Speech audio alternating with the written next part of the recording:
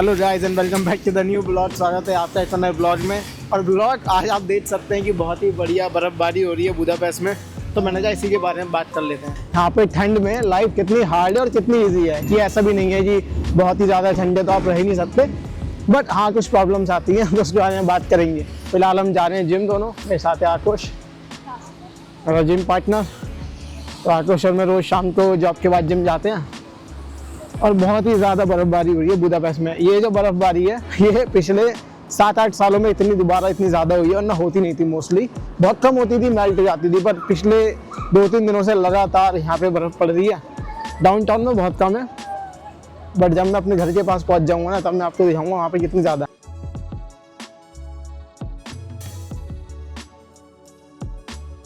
अभी आपने देखा पीछे शॉट में कुछ स्टूडेंट्स जो है भाई अभी भी फूड डिलीवरी कर रहे हैं इस ठंड में भी अपने खर्चे पूरे करने के लिए, इनकम करने के लिए, क्योंकि वो वही जॉब करते हैं और उन्हें इस बर्फ़ में भी यही काम करना पड़ रहा है, जो कि बहुत रिस्की है। क्योंकि एक तो हवा चल रही है, बर्फ़ पड़ रही है और ये मेल्ट होती है डाउनटाउन में, तो उससे भी थोड़ा रिस्क हो जाता है स्लिप होने का। और आपको भाई काम करना पड़ता है क्योंकि आपके खर्चे वरना कैसे पूरे होंगे। आपको रेंट तो पे करना ही है, अपने बेसिक एक्सपेंसेस तो निकालने ही है उसके चक्कर में। और हम आ गए हैं जिम, ऑलमोस्ट ये रहा हमारा।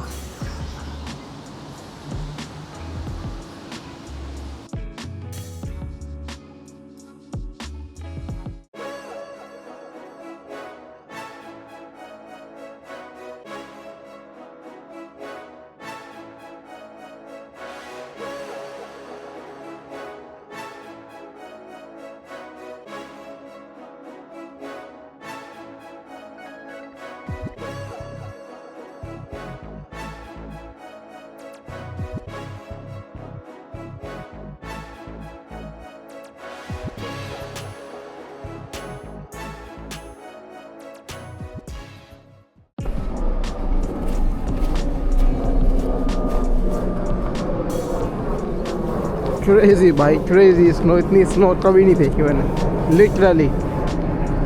भाई मेरा पैर धंसता जा रहा है नीचे जैसे ही मैं पैर रख रहा हूँ। ट्रांसपोर्टेशन भी बस चल ही रहा है जैसे जैसे। बहुत बहुत बेकार हालत है।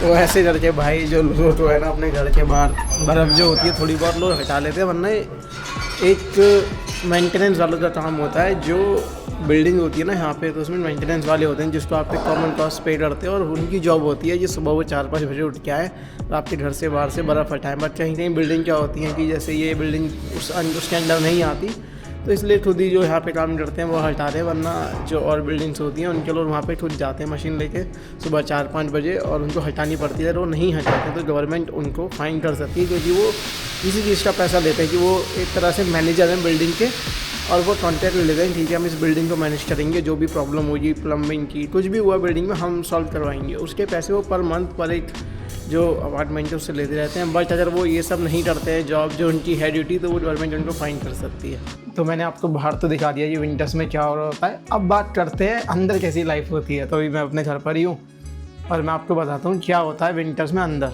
फिर बाहर तो टेम्परेचर माइनस में ही है। तो यहाँ पर जो घर होते हैं, आप अपार्टमेंट रेंट करते हो या रहते हो हॉस्टल्स में, हर जगह पे पूरे यूरोप में जो अंदर का इंटीरियर होता है, चाहे वो रेस्टोरेंट बाई हाउस हो कुछ भी हो, यहाँ पे हीटर्स लगे होते हैं। तो इसलिए आप एक टेम्परेचर मेंटेन कर सकते हो। मान लो इस समय यहाँ का टेम्परेचर 22 डिग्री है, इतना ही होता है 21-22 हर जगह।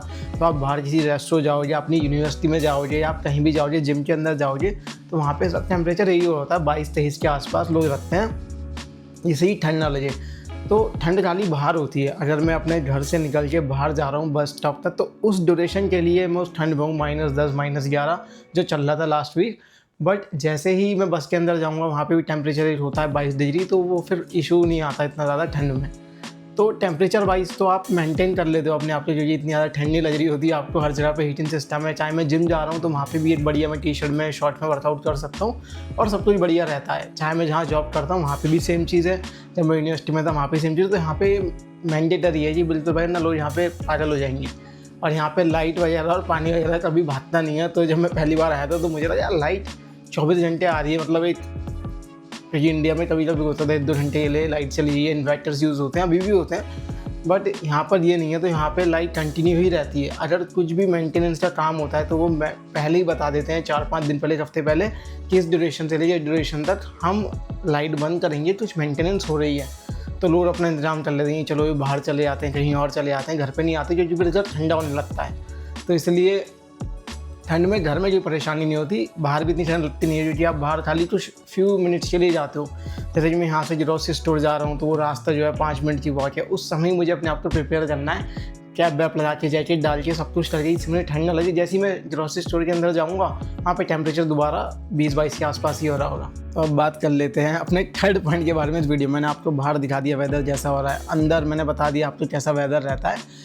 बट जो यहाँ पे मोस्ट डिफिकल्ट पार्ट होता है ना लाइफ का, वो होता है मेंटली, क्योंकि गर्मियों में बहुत बढ़िया मौसम हो रहा होता है 30-32 डिग्री के आसपास। तो सारी जो टूरिस्ट हैं वो मोस्टली यूरोप में गर्मियों में ही ट्रैवल करते हैं, लोग इधर से ट्रैवल करते हैं, जाते हैं, अपना एंजॉय करते हैं पूरा, क्योंकि आप बाहर जा सकते हो, हाइकिंग कर सकते हो, अपने दोस्तों के साथ बाहर कुछ गेम खेल सकते हो, साइकिलिंग कर सकते हो और बहुत सारी डिफरेंट एक्टिविटीज़ आप समर में ईजिली कर सकते हो। पर विंटर में ना सारी एक्टिविटीज़ थोड़ी चैलेंजिंग रहती हैं। आप रनिंग नहीं कर सकते, बाहर स्नो है, आप साइकिलिंग नहीं कर सकते जो कि डेंजरस है, ऑफकोर्स आप फिसल के गिर सकते हो। आप अपने ज़्यादा देर आप बाहर भी नहीं रह सकते, क्योंकि -10 में अगर आप बाहर घूम रहे हो आप तो फुली कवर होकर जाना पड़ेगा, जो कि ऑलरेडी टाइम टेकिंग है और तो लोगों को पसंद नहीं है बाहर जाना ठंड में, ऑफकोर्स क्योंकि डिफिकल्ट होता है। तो ये सारी एक्टिविटीज़ ना ब्लॉक हो जाती हैं। तो फिर आपका सेम डे निकलता है फिर 3-4 महीने तक, कि सुबह उठ कर आप स्टूडेंट हो तो आप यूनिवर्सिटी जाते हो, वापस अपनी डॉर्म या अपार्टमेंट में जाते हो।